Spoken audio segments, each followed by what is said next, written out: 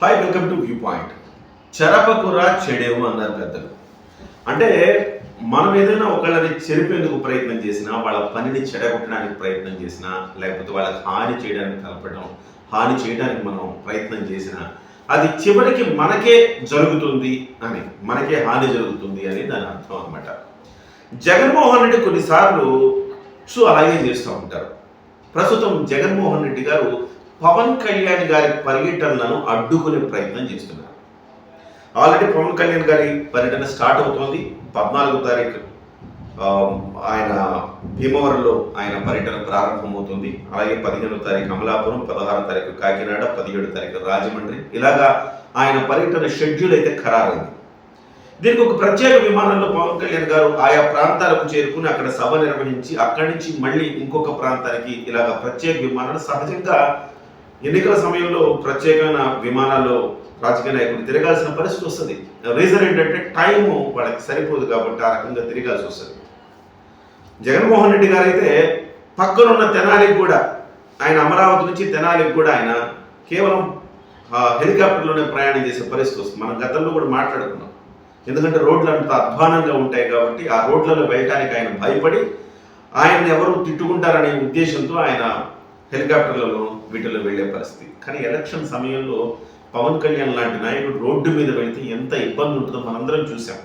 అలాంటిది పవన్ కళ్యాణ్ గారి పర్యటనని ఉక్కుపాదంతో అణిచివేయాలని జగన్మోహన్ రెడ్డి గారు ప్రయత్నం చేస్తూ ఉన్నారు. దానికి తాజా ఉదాహరణ భీమవరానికి ఆయన ప్రత్యేక విమానం చాపర్లో ఆయన రావాల్సి ఉండగా దానికి పర్మిషన్ నిరాకరించారు. అలాగే అమలాపురంలో 15వ తారీఖు కూడా ఆయనకు పర్మిషన్ నిరాకరించారు. ఇంకా కాకినాడ, రాజమండ్రి కూడా ఇదే పరిస్థితి ఉండబోతోంది. ఇవే కాకుండా ఆయన సభలకు అనేక అడ్డంకులు సృష్టించాలని, కొన్ని అసాంఘిక శక్తులను కూడా ఆ సభల్లో ప్రవేశపెట్టే ప్రయత్నం జగన్మోహన్ రెడ్డి గారు చేస్తున్నట్టుగా మనకు సమాచారం అందుతోంది. ఇంతకుముందు నేనేమన్నా, చెరపకురా చెడేమన్నా. జగన్మోహన్ రెడ్డి గారికి కోట్ల రూపాయలు ఇచ్చి సలహాదారులను పెట్టుకున్నారు ఆయన. అయినప్పటికీ ఆ కోట్ల రూపాయలు తీసుకున్న సలహాదారులు ఏం చెప్తున్నారో, లేకపోతే ఆయన చెప్పినా ఆయన వినకుండా ఇది ఈయన ఆలోచన ఏంటో తెలియదు. కానీ పవన్ కళ్యాణ్ గారిని ఎంత అణచడానికి ప్రయత్నం చేస్తే ఆయన అంతగా పెరిగిపోతారు, అంతకంటే డబ్బులు పెరిగిపోతారని గతంలో అనేక ఉదాహరణలు మనకు ఉన్నాయి. మనం చూసాం, విశాఖపట్నంలో ఆయన ప్రజావాణి నిర్వహించకుండా ఆయన అడ్డుకుంటే ఎంతటి ప్రజాస్పందన వచ్చిందో మనందరం చూసాం. 100 మంది మీద కేసులు పెట్టారు. ఆ తర్వాత జరిగిన పరిణామాలు చూసాం. స్తబ్దుగా ఉన్న ప్రతిపక్షాల్లో ఒక రకమైన ఆవేశం పెళ్ళుబికింది. తెలుగుదేశం పార్టీని కూడా చంద్రబాబు నాయుడు గారు కూడా వచ్చి పవన్ కళ్యాణ్ కరచారం చేసి ఇద్దరం కలిసి ముందుకు వెళదాం అని పవన్ కళ్యాణ్ ఆవేశాన్ని చూసి ఆయన కూడా ఇన్స్పైర్ అయ్యి ఆయన వచ్చిన పరిస్థితి.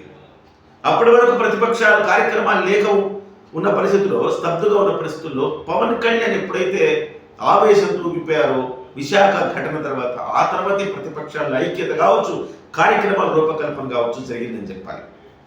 ఇటీవల కాలంలో చంద్రబాబు నాయుడు గారు అరెస్ట్ అయినప్పుడు పవన్ కళ్యాణ్ గారు అమరావతి వచ్చే ప్రయత్నం చేస్తున్నప్పుడు ఆయన హెలికాప్టర్లో, ఆయన ప్రత్యేక చాపర్లు రావడానికి ప్రయత్నం చేసినప్పుడు దానికి పర్మిషన్ నిరాకరించారు.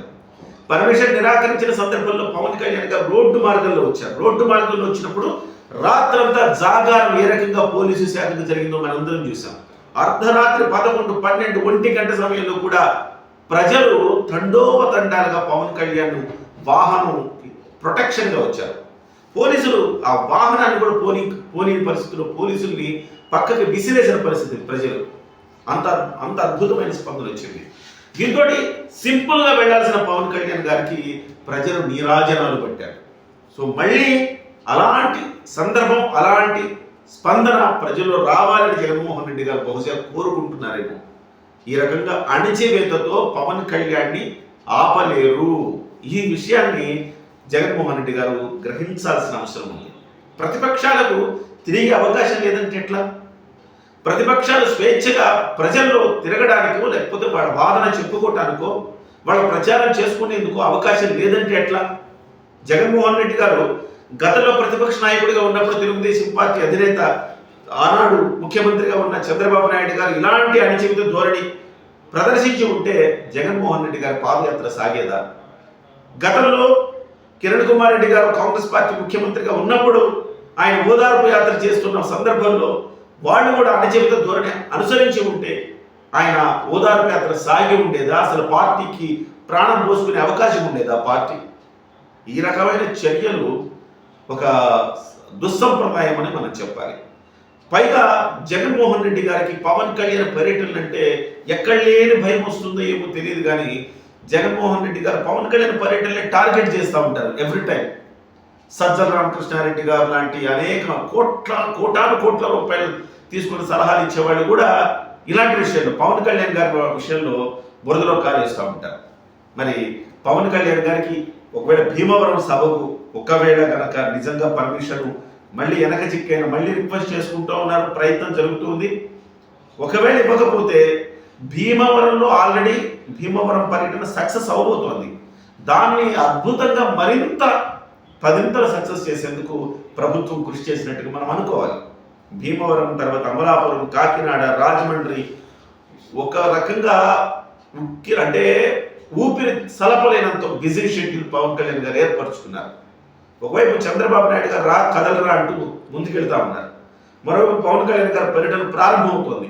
ఇప్పటికే మీరు సిద్ధం సిద్ధం అంటున్నారు జగన్మోహన్ రెడ్డి గారు. మరి సిద్ధం అన్నప్పుడు ఎందుకు ఈ భయం?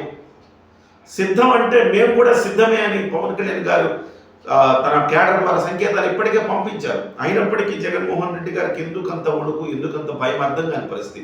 అంటే ప్రభుత్వము చేయాల్సిన పనుల్ని చేయకుండా చేయకూడని పనులను చేస్తే ఎలాంటి విపరిణామాలు సంభవిస్తాయో గతంలో చూసాం, రేపు కూడా చూడబోతున్నాం. ఏదేమైనా పవన్ కళ్యాణ్ గారికి ఎంత అని చేస్తే అంత మైలేజ్ ఆయనకు రావడం ఖాయం. చూద్దాం ఏం జరుగుతుంది.